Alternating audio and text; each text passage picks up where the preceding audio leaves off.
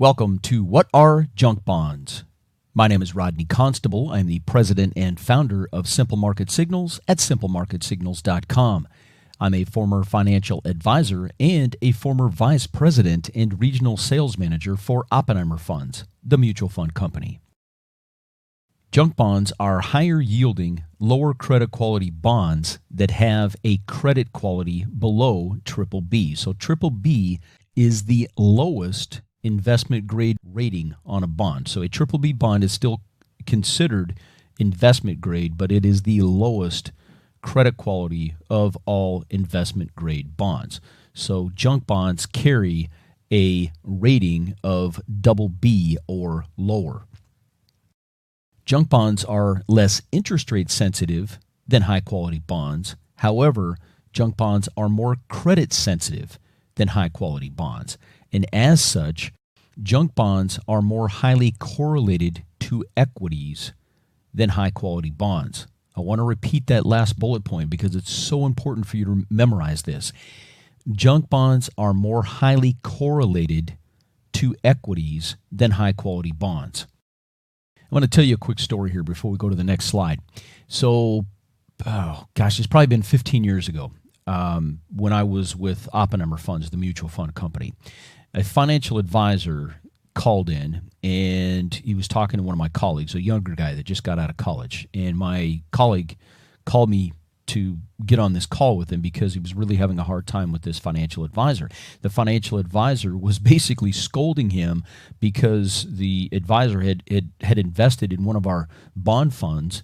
And he said, the bonds aren't supposed to go down. This financial advisor was saying to my colleague, and he said, why is this bond fund going down? Bonds aren't supposed to go down. Now, keep in mind, this was a financial advisor, right? And as I got on the phone call and started talking to this guy, he'd been in the business for 20 years.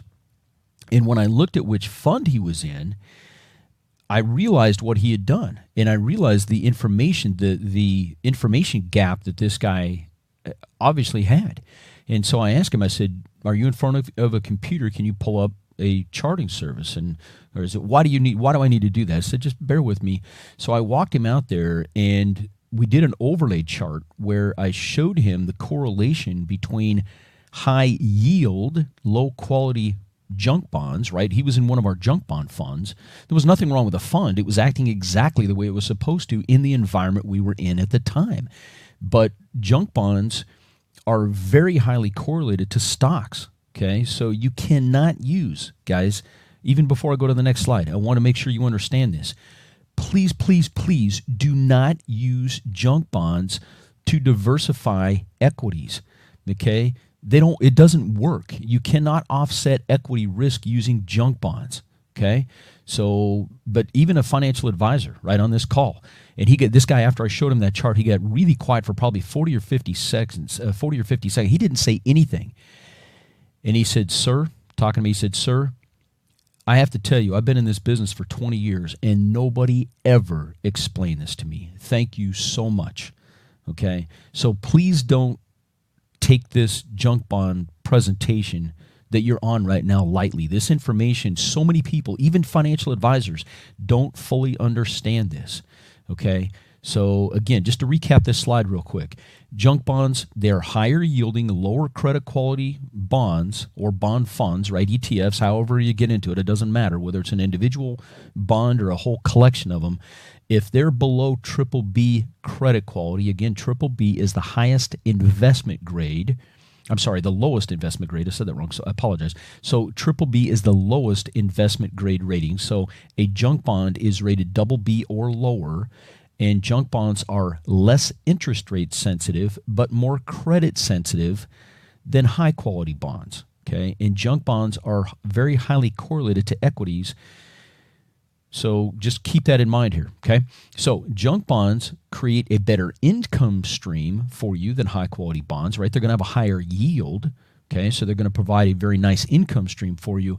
However, as I alluded to on the previous slide and with my story, they make worse diversifiers for equities than high quality bonds. So please don't buy a junk bond or a junk bond fund or a junk bond ETF and think that you're diversifying your equities. All you're doing is basically creating an equity substitute. Okay, so if you want something that is going to be equity-like with maybe less volatility, that's where you can turn to a junk bond fund, ETF, whatever. But don't use junk bonds. Don't use low credit quality bonds to diversify your equities, guys. This is a huge mistake. All right, so don't try to juice your portfolio by investing in junk bonds, junk bond funds, junk bond ETFs, and say, oh, I've got a yield of, whatever it is at the time. I mean, even junk bonds aren't yielding very much right now.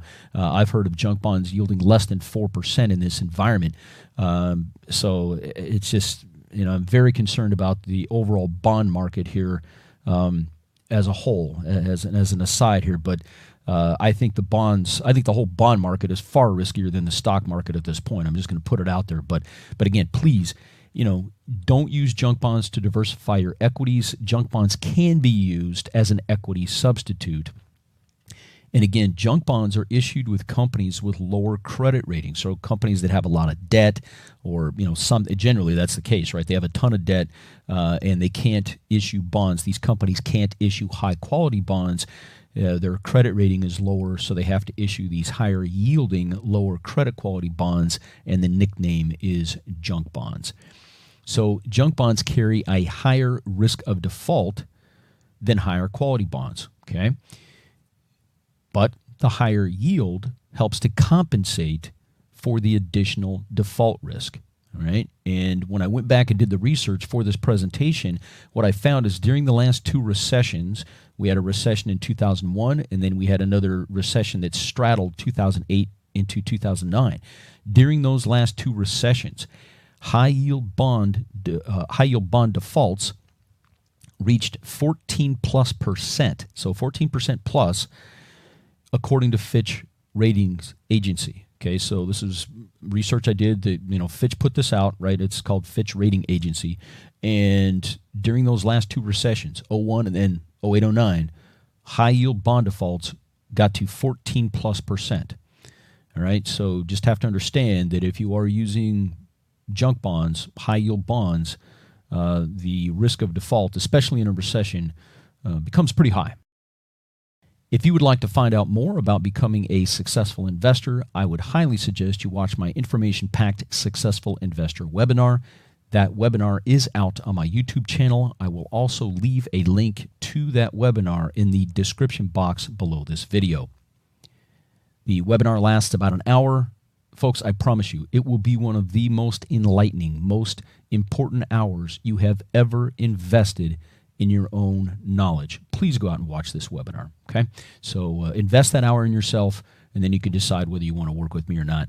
But I packed a ton of information in that webinar, so I would highly suggest you go out and watch that. So what are the next steps? Watch my Successful Investor webinar, watch my other YouTube videos, subscribe to my YouTube channel for ongoing finance and success education. Please give me a thumbs up on this and other videos that you like. Leave a comment on my videos and share my videos and my YouTube channel with your friends, family, and colleagues.